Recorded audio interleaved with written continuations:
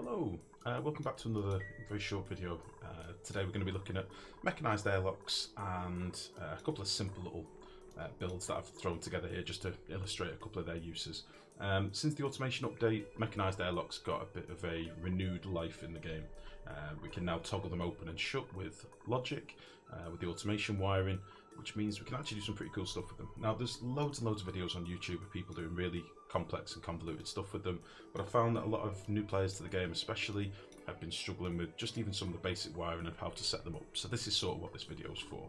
So if you're a pro in automation, by all means, I am not, you might want to skip this video altogether, but it's very much just a basic understanding of automation. So there's a few different builds here. I'll go through them one at a time very quickly. The first thing we've got here is just an automation wire connected to some buffer gates. Okay, now let's say you had something in your base that you didn't want your dupes to be handling. For example, you've got some puffs over on this side of the base and they're pooping all their slime, and you don't want your dupes going over there because it's not very nice. What you could do is have something like this set up, which is dead easy to do. It's just some buffer gates on different times, so we've got 3 seconds, 4 seconds, 5 seconds, and if you had them toggled with a switch, you could do it with a pressure switch or something like that. What you could basically do is have a set of doors. It could pick up your slime and bounce it down here, and it would bounce it all the way to the end of the signal and then deposit your material over here. And when the automation update came out, this is one of the first things people started doing. I even did a build like this where I used it to move slime in a previous build. I've got a video on it somewhere. This is, you know, the most basic of basic, but it is kind of functional. You can do stuff with it. Now, one other thing you can do with a similar sort of setup is move gases from point A to point B, which is what this room is here. So ignore this stuff for now, this isn't important, I'll explain afterwards, but we've got some gas in this room. We've got like 14 kilos of oxygen. More than you'd probably have in a normal sort of oxygen generating room, but it's just to show you how this works. What we've basically done here, we've got the same sort of setup with some buffer gates, but then at the end we've got another buffer gate and a NOT gate, and this is for our closing gate, if you like. So if you imagine your pressure went above the level that you wanted and you wanted to release your oxygen into your base, if we toggle this switch, you'll see that the first thing that happens is these doors shut and these doors open. Okay, what that's doing is stopping any gas from here coming back in, and then these doors have opened, so our gas should start rushing into this hole. Okay, if we toggle the signal off, these doors will eventually open, these will start closing, and it'll push our gas into here. So as you can see, we've just moved, you know, a couple of kilos of gas. And again, really simple automation. It's just some buffer gates on different timings, plus a buffer gate and a NOT gate. Couldn't really be easier. Now with this same logic, you can do all sorts of stuff. Here we've got like a water compressor. So imagine you wanted to condense all your water into one space, so you didn't have some massive tank in your base. This is by no means an efficient way of doing that, by the way, but it's just a visual thing.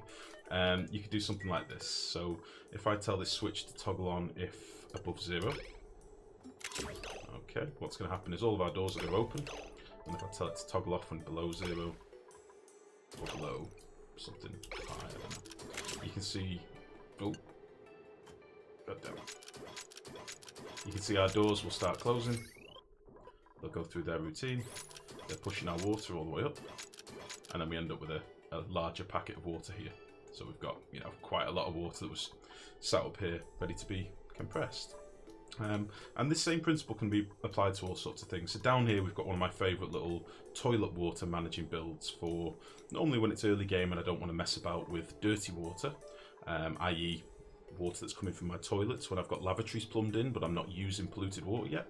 What we can basically do is imagine a pipe coming from your lavatory system to this little vent. What we've got here is just a little bit of basic automation. We have a filter gate and a buffer gate. Filter gate is connected to this door. The signal carries on to the buffer gate, which then closes this door. Okay. What this is going to do is when there's some water above this hydro switch, it will toggle the circuit on. We will get the doors open, drop down our liquid, this door will shut, and then this door will shut. And anything that's behind an airlock when it closes gets deleted. That's basically how the game works. So if I just simulate some water was coming here from a dupe's business, you'll see what happens. Okay. And now that liquid's been deleted. And if I just fake this below, you can can see there's nothing in there, that liquid's gone. So it's a great way of managing your polluted water early in the game. Some people consider this cheating because obviously you're deleting something rather than handling it. You could obviously purify it if you want, you can do whatever you want with your polluted water, but this is if you just really don't care about it and you just want to delete it in small amounts. It's something I normally do in my... I've got something similar up here, I don't know what's happened here, but oh, it's waiting to go above 5 kilos. So this is my little dupey base for if I need things delivered, and I actually use the same sort of thing up here. So it's a nice little thing to do, and it's a very small build. You can do some weird and wonderful things with automation. If we use like a pulse clock, you can make all sorts of weird and wonderful things, but it's pretty much what you make of it. Likewise, I've got another little build up here. This was actually something off the forums. I can't remember who posted this recently, but I will put it in the description when I upload the video. But this is a real nice way of controlling airlocks in and out your base. So normally with airlocks, you know, you have to go through a system of having a checkpoint in place, or with automation this is a really nice setup that a guy posted. I will link them in the description, as I say. But this is basically, if I cheat in a dupe, what we're going to do here is have an airlock into the base that creates a vacuum once they've gone past, and that stops heat transfer basically. So if I move this dupe to here, okay, they've now passed through. If I just put them here for a second so they can't come back, what this will do is after a prolonged time it'll shut this door and then open it again. So, oh, I think I've got a bugged airlock. Oh no, it has made a vacuum, that's fine. So what they've basically done, they've passed through. I'll show you again. We take Nicola, move him to here. They're going to go over this switch, which is going to toggle on the system. Okay, that's going to toggle on this buffer gate to this filter gate, which goes to this NOT gate. Okay, and all that basically does is once the signal is depleted, this NOT gate will toggle on and off. That's basically what happens. So we can watch it in automation. I'll just take Nicola, move her up here so she doesn't. Oh, she's going to run back.